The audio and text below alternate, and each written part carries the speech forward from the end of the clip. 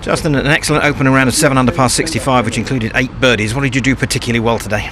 To be fair, pretty much everything. It was good to get off to a good start. I kind of woke up this morning. I was wondering if it was going to be a bit chilly. Actually, around 8 o'clock in the morning, it was a beautiful morning. The jumper came off pretty quickly, and it just kind of felt like a nice morning to get out there and get off to a good start. Greens were a little bit fresher than I have putted on this week. I've played most of my golf on the golf course in the afternoons, and the greens probably deteriorate a little bit. So it just felt like the morning to kind of get after a good score, and then stiffing a wedge on the 10th hole was a perfect start. But drove the ball really tight off the tee. This golf course is actually really narrow.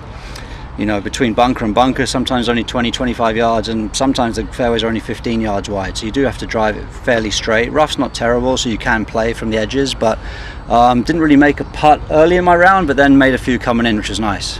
Your resurgence in the game is obvious. You've had a win at the AT&T, your first win in 4 years, and you had 5 top 20s since then.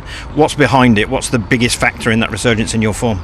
I think just a bit more clarity week to week and what I'm working on in my game, not just trying to sort of search for something that's going to work that particular week, and then sort of throw that out and then try something the next week, which is obviously sometimes is what you have to do, because if it's not working, you've got to try and find something that is working. But I think anybody who's playing in a rich vein of form has fairly simple thoughts and has good strong feels, and you kind of layer those feels week to week to week, which obviously builds trust in your game. So I think I have a bit more of a clear sort of blueprint with what I'm working on, and can kind of build a bit more momentum behind it. We see you wearing a black ribbon today. I know that's in memory of Keith Mapleton, somebody I know well. Just tell our viewers about Keith Mapleton and the role he played in your golf as a youngster.